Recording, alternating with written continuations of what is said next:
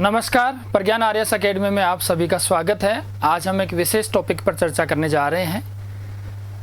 Last class में अपन ने देखा था कि पदार्थ क्या है और पदार्थ की अवस्थाएं कौन कौन सी हैं, उसके गुण कौन से और उसकी विशेषताएं कौन कौन सी हैं। साथ ही हमने इसके वर्गीकरण का जो भौतिक वर्गीकरण था उसको भी देखा था। आज का जो सेशन है वो सेशन रहेगा कि सर सबसे पहले पदार्थ क्या था और उस पदार्थ का जो वर्गीकरण है वो क्या है। तो वर्गीकरण में हमने देखा था कि पदार्थ को दो भागों में हमने बांटा था कल। एक भाग था भौतिक वर्गीकरण, यानी कि जो फिजिकल क्लासिफिकेशन है, भौतिक वर्गीकरण, और एक भाग है रासायनिक वर्गीकरण यानी कि केमिकल क्लासिफिकेशन। भौतिक वर्गीकरण में हमने कल डिस्कस किया था ठोस, द्रव और गैस। और आज की क्लास का जो मुख्य मुद्दा रहेगा वो रहेगा कि सर रासायनिक में क्या क्या है। तो रासायनिक को भी दो भागों में बांटा हमने। एक होता है शुद्ध पदार्थ यानी कि प्योर मैटर, और एक होता है मिश्रण, जिसको हम अशुद्ध पदार्थ के नाम से भी जान सकते हैं। अशुद्ध पदार्थ के नाम से भी जान सकते हैं। तो हम ये जान सकते हैं कि पदार्थ को हमने दो भागों में बांटा, एक फिजिकल में और एक केमिकल में। जो फिजिकल वाला पार्ट है वो पार्ट था कि जितनी भी ठोस की अवस्थाएं हैं, जितने भी द्रव्य की अवस्थाएं हैं, जो भी गैस है, यानी कि जो पदार्थ की अवस्थाएं थी जिसमें तीन अवस्थाएं बेसिक होती है, सॉलिड, लिक्विड और गैस, वैसे ही हम बात करें तो दो और एक्स्ट्रा इसकी अवस्थाएं हमें देखने को मिली। एक प्लाज्मा थी और एक बोस-आइंस्टीन संघनन था। अब हम देखें कि आज की क्लास का जो विशेष टॉपिक है वो है कि रासायनिक वर्गीकरण में शुद्ध पदार्थ क्या होता है और अशुद्ध पदार्थ क्या होता है। यानी कि पदार्थ की ऐसी कौन सी अवस्थाएं हैं जो रसायन विज्ञान के आधार पे देखें तो वो शुद्ध भी हैं और अशुद्ध है। शुद्ध का मतलब तो हो गया कि प्योर जो एलिमेंट्स हैं वो है, या प्योर कंपोनेंट हैं, ये दोनों हो सकते हैं। क्योंकि शुद्ध पदार्थ में देखें तो इसको दो भागों में बांट रखा है, और वो दो भाग कौन सा है कि एक तो सर एलिमेंट हो गया यानी कि तत्व हो गया, और एक यौगिक हो गया। तो यौगिक और तत्व की हम बात करें यानी कि कंपाउंड और एलिमेंट जो भी हैं वो किस में आते हैं, शुद्ध पदार्थ में आते हैं। वहीं हम बात करें कि सर मिश्रण, तो मिश्रण में दो प्रकार का होता है। एक जैसा मिश्रण होता है तो वो समांगी मिश्रण हो गया, और एक से अलग मिश्रण होता है तो वो विषमांगी हो गया। तो एक हो गया समांगी मिश्रण और एक हो गया विषमांगी। अगर इसकी इंग्लिश टर्मिनोलॉजी देखें तो एलिमेंट, कंपाउंड और होमोजीनियस और हेट्रोजीनियस, तो ये पार्ट था। अब सवाल जो बनता है एग्जाम्स की दृष्टि से, सवाल ये है कि पदार्थ की ऐसी कौन सी अवस्था है जिसमें शुद्ध पदार्थ पाए जाते हैं, या शुद्ध पदार्थ में कौन कौन सी चीज़ें पाई जाती हैं। क्या शुद्ध पदार्थ में एलिमेंट होता है या क्या शुद्ध पदार्थ में यौगिक होता है। तो हमें याद रखना है कि शुद्ध पदार्थ में दोनों ही आते हैं, तत्व भी आता है और यौगिक भी आता है। अशुद्ध पदार्थ में भी देखें तो अशुद्ध पदार्थ में समांगी मिश्रण और जो विषमांगी मिश्रण है, यानी कि जो भी मिश्रण है जो दो या दो से अधिक तत्वों से मिलकर, हो सकता है वो पानी के साथ कोई दूसरी चीज़ रिएक्ट कर रही हो सकता है कुछ एक जैसे भी हों, क्योंकि सेम एलिमेंट भी मिले तो भी एक मिश्रण बन सकता है, और अलग अलग भी मिले तो भी क्या हो सकता है, तो मिश्रण बन सकता है। तो हम ये कहेंगे कि फिजिकल में तो हमने चर्चा कर ली थी कि ठोस क्या होते हैं, द्रव क्या होता है और गैस क्या होते हैं। इसके साथ प्लाज्मा भी देखा, और प्लाज्मा के साथ साथ हमने बोस-आइंस्टीन संघनन भी देखा। तो हमें एग्जाम की दृष्टि से सीधा सीधा कई बार क्वेश्चन पूछ लिया जाता है कि शुद्ध पदार्थ कौन सा है। तो याद रखना है कि शुद्ध पदार्थ तत्व भी होता है और यौगिक भी होता है। और अशुद्ध पदार्थ कौन सा है, तो अशुद्ध पदार्थ में देखें तो अशुद्ध पदार्थ में मिश्रण होता है। अब क्लास की दृष्टि से देखें तो सबसे इम्पोर्टेंट जो हमारे लिए रहेगा आज वो है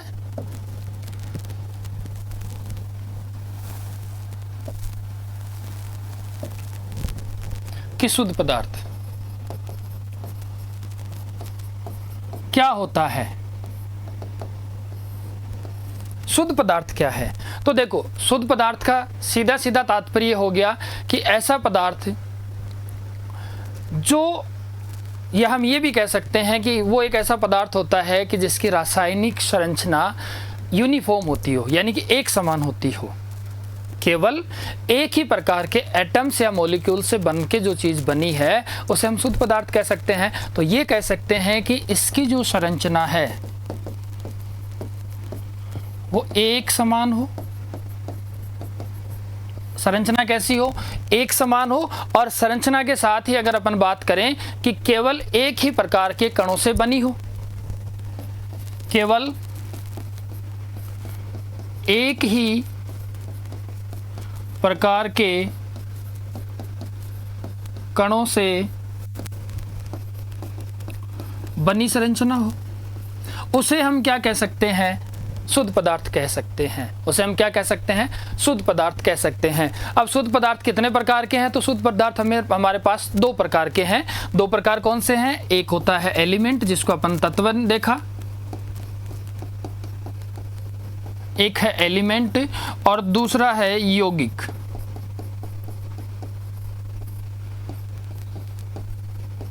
जिसको अपन कंपाउंड कहते हैं। तो देखें, तत्व क्या है? तत्व का अगर नॉर्मल तरीके से इसकी डेफिनेशन देखा जाए तो तत्व क्या होता है कि सर एक ही समान के जितने भी परमाणु या अणु है उनसे मिलकर जो चीज़ बनी है। क्योंकि सामान्य परिभाषा देखा जाए कि हमें पीरियोडिक टेबल देखते हैं तो पीरियोडिक टेबल में तत्व अलग होते हैं कि टोटल 118 तत्व हमें देखने को मिले अभी तक। अब उन 118 तत्वों में देखा जाए कि सर क्या एक समान है, अलग अलग हैं, क्या हैं? तो इन सारी चीज़ों को हमें अगर समझना है तो हमें सबसे पहले तो तत्व की परिभाषा पता होनी चाहिए। तो हमारा जो इम्पोर्टेंट टॉपिक है वो क्या है? तत्व यानी एलिमेंट। एलिमेंट क्या है? सबसे पहली चीज़ तो देखो, हम ये जान सकते हैं कि सर जो भी पदार्थ है उस पदार्थ में कोई ना कोई तत्व है। और वो तत्व कहाँ से मिला? तो वो तत्व हमें आवर्त सारणी से मिला। क्योंकि जैसे ठोस, लिक्विड, गैस हमने देखा तो इन सबसे ही तो सारी चीज़ें पदार्थ की थी, लेकिन उनमें भी तो कोई ना कोई क्या होगा? तत्व होगा।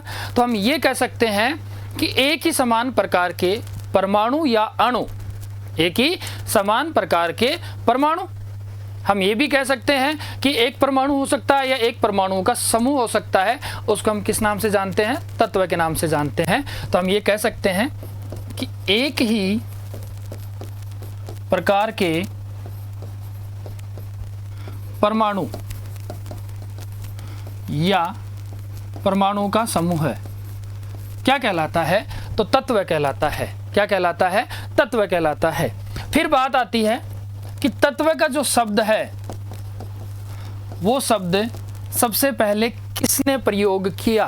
तो इसका जो सबसे पहले प्रयोग करने वाले व्यक्ति है उनका नाम था रॉबर्ट बॉयल।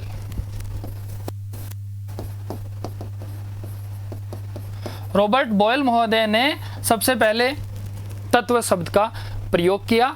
और तत्व की जो सबसे पहले परिभाषा देने वाले वैज्ञानिक थे उनका नाम था लेवोसिए। और लेवोसिए वही महोदय हैं जिनको रसायन विज्ञान का जनक या पिता कहा जाता है। तो तत्व की जो परिभाषा दी वो परिभाषा किनके द्वारा दी गई? लेवोसिए के द्वारा। और ये लेवोसिए महोदय कौन है? रसायन विज्ञान के जनक।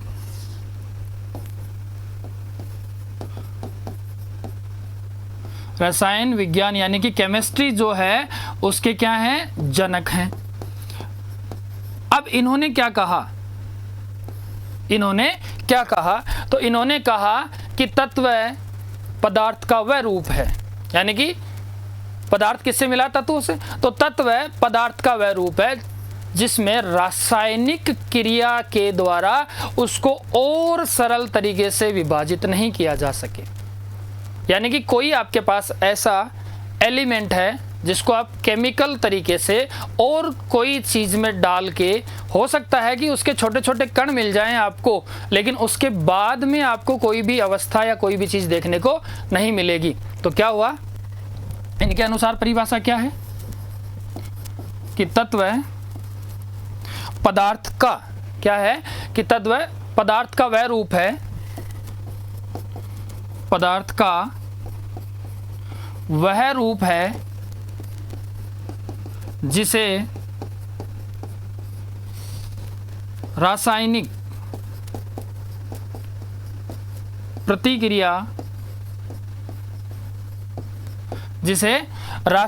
प्रतिक्रिया के द्वारा अन्य सरल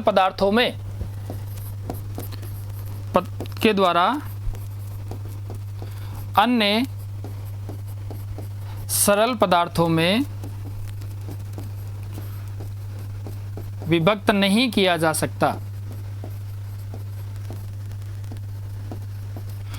विभक्त नहीं किया जा सकता। तो लेबोइस महोदय ने क्या कहा कि एक ऐसा कोई भी पदार्थ हो जिसको और तरीके से क्या नहीं कर सकते आप, डिवाइड नहीं कर सकते। और तरीका इन द सेंस हो गया कि केमिकल के तरीके से बिल्कुल नहीं कर सकते। अब जैसे हमने लिखा कि एक ही प्रकार के परमाणु हो या उनके जो समूह है, उस समूह से बनी चीजें क्या कहलाती है, तत्व कहलाती है। एग्जाम्पल की दृष्टि से देखें तो देखो, ऑक्सीजन,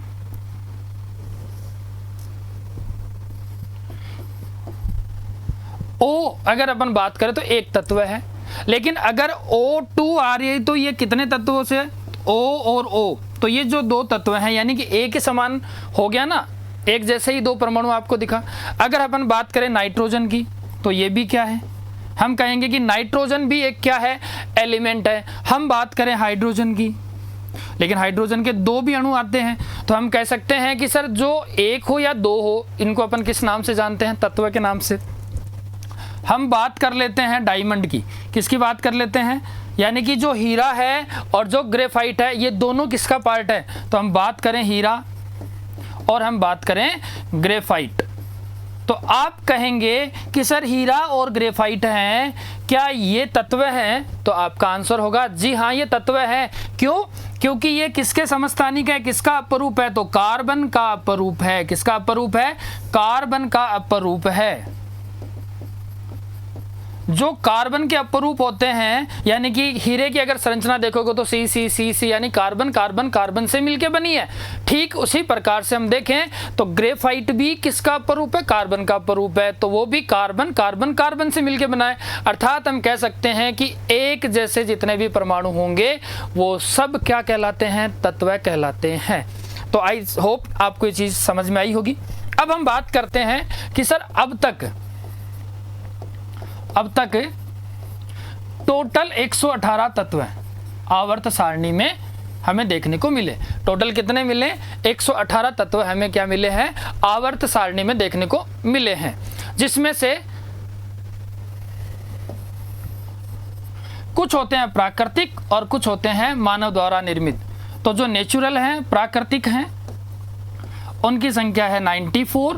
और अगर अपन बात करें जिसको आर्टिफिशियल या कृत्रिम बोलते हैं, या इनको मानव द्वारा निर्मित बोलते हैं, मानव द्वारा जो निर्मित तत्व हैं उनकी संख्या जो शेष है, तो शेष बची कितनी, 24, या इनको ऐसे कह सकते हैं कि शेष जितने भी हैं वो किससे हैं, तो हम कहें कि वो प्राकृतिक तत्व के अलावा जो बच गए वो सब के सब क्या हैं, तो वो सब के सब आप देखोगे कि क्या हो गए, कृत्रिम हो गए। अगर अपन तत्वों को देखें तो तत्व हमें 3 प्रकार से देखने को मिलते हैं। तत्व किस में देखने को मिलते हैं, 3 प्रकार से। एक होता है धातु यानी कि मेटल, एक होता है अधातु यानी नॉन मेटल, और एक होता है उपधातु यानी कि मेटोलाइट। तो ये जो 3 प्रकार की जो अपने को कैटेगरी देखने को मिलती है, ये किसकी आती है, तत्व की आती है। अब सवाल आता है कि सर 118 में से प्रकृति ने हमें कितने दे दिए, तो 94 दे दिए। प्रकृति ने हमें कितने दे दिए, 94। और जो शेष बचे वो कौन से हो गए, तो वो हो गए कृत्रिम, या हम कह सकते हैं जो मानव द्वारा निर्मित हो। अब सवाल बनता है कि सर जितने भी तत्व हमने देखे वो सारे तत्वों में ऐसे कितने तत्व हैं जो रूम के टेम्परेचर पर गैस में पाए जाते हैं। क्योंकि क्वेश्चन तो ऐसे आता है कि टोटल 118 तत्व है, लेकिन ऐसी कौन सी चीज़ है, कौन से ऐसे तत्व हैं जो गैसीय फॉर्म में होते हैं, लेकिन कौन से रूम में, किस पार्ट में, तो रूम टेम्परेचर पे। तो ऐसे हम कहेंगे कि 11 तत्व ऐसे हैं, 11 एलिमेंट ऐसे हैं जो कमरे के तापमान पर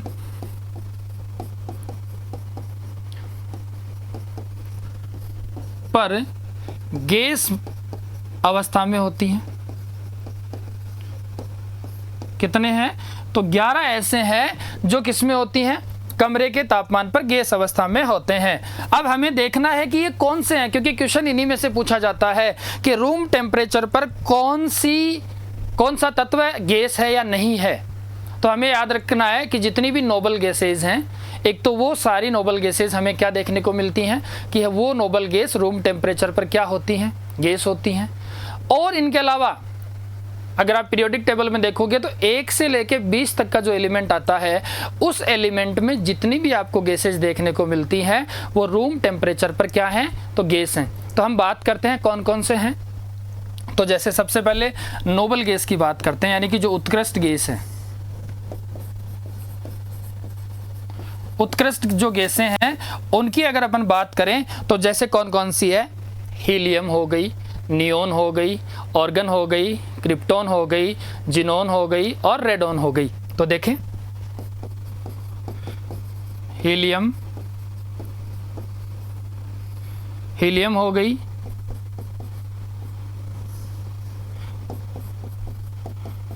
नियोन हो गई, हीलियम, नियोन, ऑर्गन हो गई, क्रिप्टॉन हो गई, ऑर्गन हो गई, क्रिप्टॉन हो गई। क्रिप्टॉन के बाद में अगर अपन बात करें तो जिनोन हो गई। जिनोन के बाद में अपन बात करें तो रेडॉन हो गई। तो आपको 6 गैस तो ये देखने को मिली, जो कौन सी गैस हैं? उत्कृष्ट गैस है। Helium, neon, organ, krypton, xenon और रेडॉन।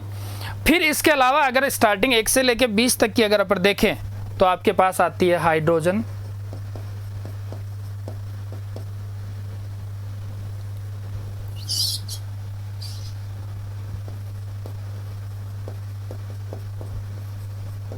फिर हम देखें तो नाइट्रोजन,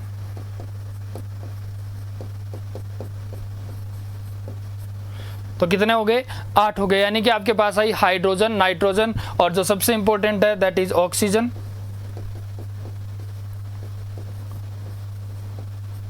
ऑक्सीजन के बाद अगर अपन बात करें तो कौन सी आएगी? आगे आती है फ्लोरीन और क्लोरीन। फ्लोरीन और क्लोरीन गैस। तो ये जितनी भी आपको टोटल जो 11 प्रकार की गैसें मिली, ये 11 प्रकार की गैसें कमरे के ताप पर क्या हैं? तो कमरे के ताप पर ये क्या मिलेंगे? आपको गैस मिलेंगी। अब अप्रोक्सीमेट माने कि कमरे का तापमान कितना होता है?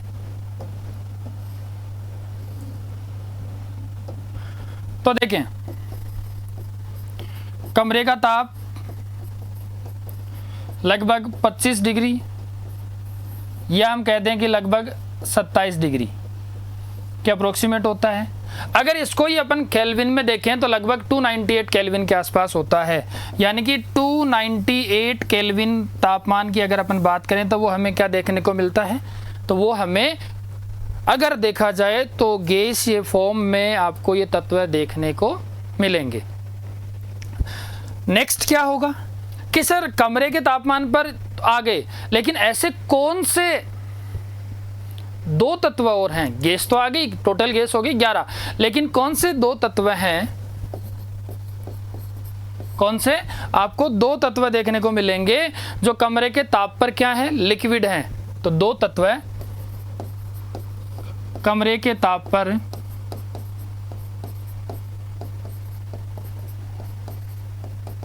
कौन से 2 तत्व हैं जो कमरे के ताप पर क्या है? लिक्विड हैं। तो उनमें अगर देखा जाए कि अब गैसीय फॉर्म के बाद में जो सिचुएशन आ रही है वो किसकी आ रही है? लिक्विड की। तो उसमें आपको पहला तो नाम रखना है पारा, यानी कि जो मरकरी है वो एक तत्व है जो क्या है? कमरे के ताप पर आपको लिक्विड देखने को मिलता है। और दूसरा है ब्रोमीन। ब्रोमीन है, वो भी आपको कमरे के ताप पर क्या मिलता है? द्रव्य के रूप में। लेकिन ये भी याद रखना कि ये जो पारा है ये धातु है। पारा एक धातु है जबकि ब्रोमीन एक अधातु है। तो सवाल यहां से आता है कि कमरे के ताप पर पारा द्रव अवस्था में है, वो क्या है? धातु। या ऐसा भी सवाल हो सकता है, ऐसी कौन सी धातु है जो कमरे के ताप पर द्रव अवस्था में होती है? तो वो कौन सी है? पारा। ऐसी कौन सी धातु है जो कमरे के ताप पर द्रव है? तो वो कौन सी है? ब्रोमीन है। वो कौन सी है? ब्रोमीन आपको देखने को मिलती है। इसके अलावा अगर अपन बात करें कि दो तत्व और होते हैं जो क्या होते हैं, यानी कि दो धातु बोल सकते हैं अपन, ऐसी होती है जो कमरे के ताप से थोड़ा सा अगर ताप बढ़ जाएगा तो वो किस में चली जाएंगी? लिक्विड फॉर्म में, जिसका नाम है गैलियम और सीजियम। गैलियम और सीजियम की अपन बात करें तो ये कमरे के ताप से अधिक ताप पर किस में आ जाती हैं? द्रव अवस्था में। तो कमरे के ताप से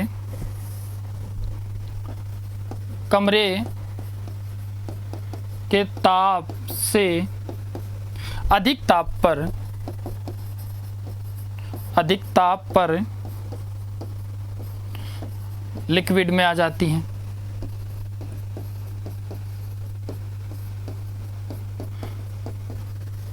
पाई जाने वाली धातु।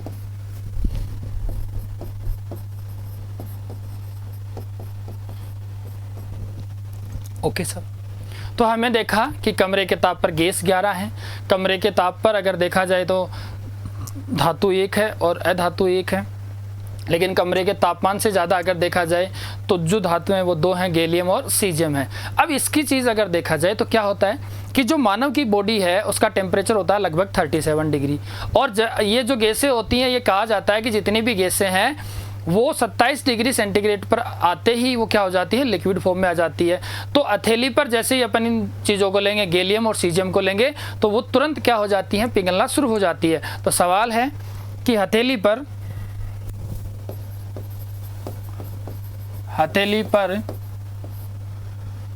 लेने या हथेली पर लेने से पिघलने वाली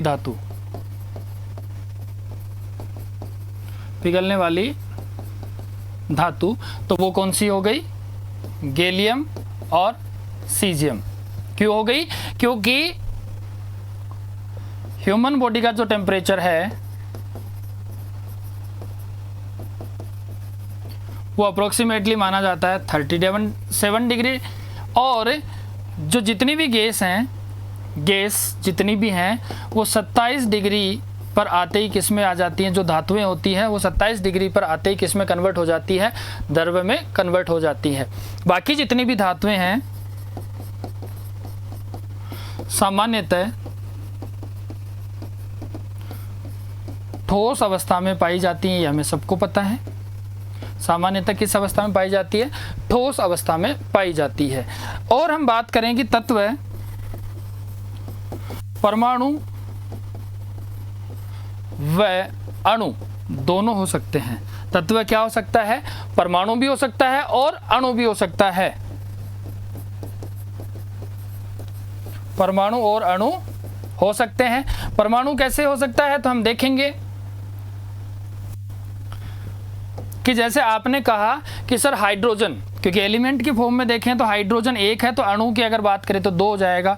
ऑक्सीजन अगर देखें तो परमाणु के रूप में 1 आएगा और अणु के रूप में 2 ऑक्सीजन भी है, लेकिन वो तत्व है। अगर अपन नाइट्रोजन देखें तो 1 है और नाइट्रोजन इधर देखें तो भी 2 हैं। तो ये जो भी चीज़ आपको तत्व मिले वो सारे के सारे तत्व किस में आए? परमाणु और अणु में हो सकते हैं। आई होप आपको तत्व में किसी प्रकार की कोई अब समस्या नहीं होगी, क्योंकि जो भी सवाल थे तत्व से बेसिक सवाल बनने वाले थे वो सब सवाल आपको देखने को मिले हैं। Thank you.